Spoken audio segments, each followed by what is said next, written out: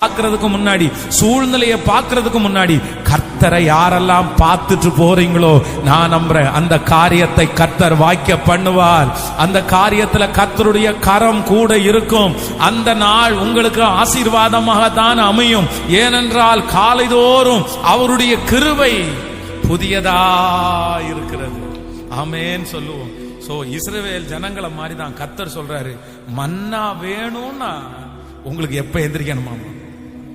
இல்ல அப்படின்னா பக்கத்து வீட்டுக்காரங்க பொறுக்கி வச்சிருக்கிறது தான் நம்ம போய் சாப்பிட்டு உட்காந்துருக்கணும். நான் இன்னைக்கு காலையில எந்திரிக்கவே இல்லை, கொஞ்சம் கொடுக்குறியான்னு நம்ம கடன் வாங்கணும்.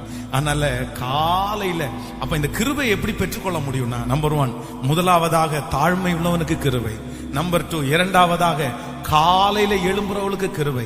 மூணாவது அந்த பாடல்காரர் ரொம்ப அழகா பாடுறாரு, ஸ்தோத்திர ஜபத்தினான் அப்படின்னா அநேகருடைய ஸ்தோத்திரத்தினால என்ன பெருகுமாமா?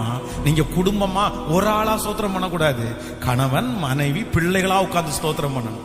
இங்க இருந்து சேர்ந்து ஸ்தோத்திரம். இந்த ஸ்தோத்திரம் பண்ண பண்ண பண்ண பண்ண நம்ம வீட்டுல என்ன பெருகுமாமா? கேட்கல. உங்க வீட்டுல கடந்த மாதம் வந்து உங்க வீட்டுல இருந்து ஒரு 1000 ஸ்தோத்திரம் போயிருக்குன்னு சொல்றேன். கை தூக்குங்க பார்க்கலாம்.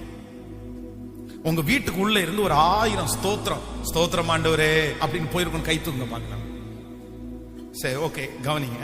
இப்ப வந்து இந்த போன மாசத்துல இருந்த 30 நாள்லயும் நாடகம் ஓடின வீடு,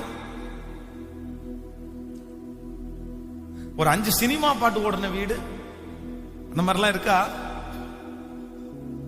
அப்போ நம்முடைய வீட்டுல வந்து ஸ்தோத்திரத்தை தவிர எல்லா ஆத்திரமும் இருக்கு. ஆமா, ஆத்திரங்கள் நிறைய இருக்கு, ஸ்தோத்திரம் இல்லை. நான் வந்து ஒரு விஷயம் வந்து எங்களுடைய சொந்தத்துல ஒரு நபரை வந்து ஒரு மேடையில வந்து, நீங்க அவர் ஒரு நல்ல வசதி உள்ளவர், பெரிய பணக்காரர், கோடீஸ்வரரான மனுஷன். அப்ப அவரை வந்து மேடையில கூட்டாங்க. அவங்களுடைய அண்ணன் தம்பி எல்லாருமே ரொம்ப கஷ்டப்படுறாங்க, இவர் மட்டும் ரொம்ப உயர்ந்திருக்கிறார். அப்ப வந்து அவரை வந்து கூப்பிட்டு, நீங்க இவ்வளவு பெரிய வளர்ச்சிக்கு என்ன காரணம், என்ன சீக்ரெட் அப்படின்னு கேட்டார்.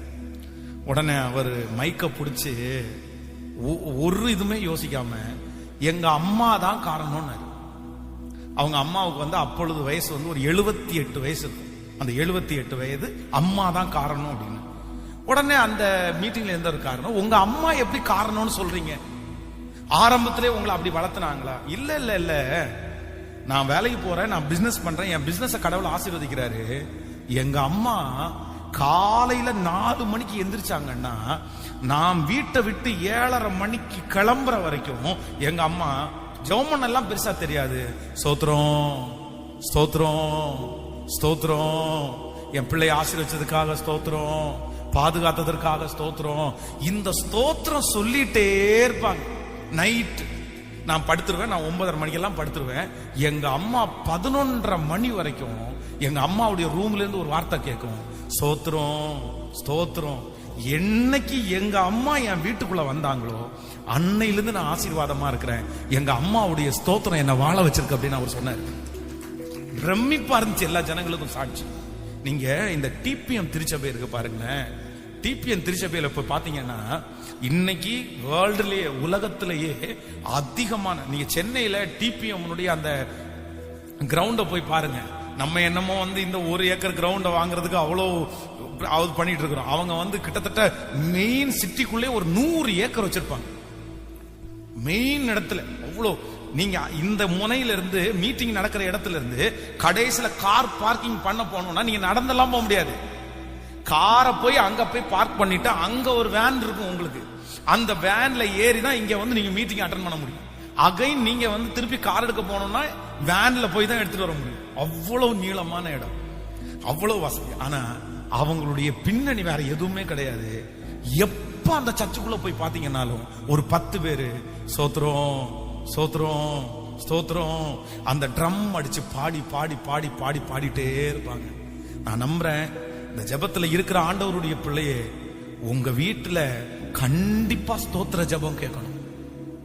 அநேகருடைய ஸ்தோத்திரத்தினால என்ன பெருகுமாமா? நீங்க இருக்கிற ரூம்ல ஸ்தோத்திர சத்தம் கேட்கணும், ஸ்தோத்திரம் பண்ணணும்.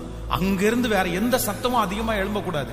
குறைஞ்சது உங்க வீட்டுல இருக்கிற எல்லா அறைகளையும் காலையில எந்திரிச்ச உடனே ஸ்தோத்திரத்தினால நிரப்புங்க. நான் சொல்றேன், இது எல்லாம் உலகத்தாங்க பண்றாங்க பாருங்க. காலையில எந்திரிச்சு பச்சை தண்ணியில குளிச்சுட்டு கையில ஒரு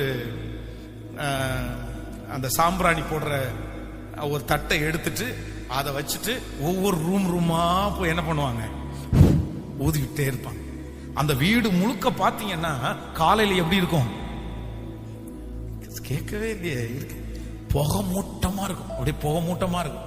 அப்ப அவங்களுக்கு என்ன பண்ணா, நிறைய பேர் இப்ப பாத்தீங்க சுப்ரவாதம் ஓடும் தெரியும், சுப்ரவாதம் தானே? ஆமா, நிறைய பேர் நம்ம காலைல எந்திரிச்சோம்னா அது பாட்டு ஓடும். அது என்ன சொல்றது புரியாது நமக்கு, ஆனா அந்த ராகம் நமக்கு தெரியும் இல்ல. சுப்ரவாதம் சொன்னோன்னா உங்களுக்கு அந்த ராகம் புரியுதா இல்லையா? அப்ப பாருங்க, எல்லா வீட்டுகளையும் பாத்தீங்கன்னா காலைல எந்திரிச்ச உடனே அந்த சுப்ரவாதம் போடுவாங்க. அப்போ நம்முடைய வீடுகளில், நிறைய பேருடைய வீடுகளில் இல்லை.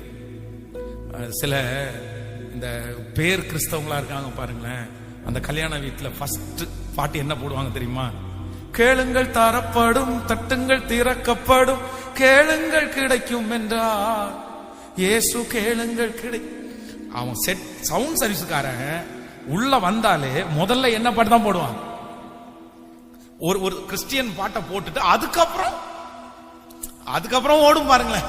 ஆனா அவனுக்கு ஒரு திருப்தி, சரி எடுத்த உடனே ஃபர்ஸ்ட் சினிமா பாட்டெல்லாம் போடக்கூடாதியா, எதான் போடணும். ஆனா நம்ம ஆட்கள் அப்படி இல்லை, காலை எந்திரிச்ச உடனே திட்டி தான் எந்திரிக்கிறாங்க. காலையில எந்திரிச்ச உடனே வருத்தத்தோட, காலையில எந்திரிச்ச உடனே இன்னைக்கு மேட்ச் என்ன போயிருக்குது, காலையில எந்திரிச்ச உடனே இன்னைக்கு இப்ப எல்லாம் பிக் பாஸ்ல அதெல்லாம் என்ன ஆச்சு, எவ்வளவு தூரம் நம்மள பிசாசு அடிக்ட் பண்ணி வச்சிருக்கிறான். இல்ல கிருபை எப்ப பெருகும் அப்படின்னா ஸ்தோத்திர ஜெபத்தினால்.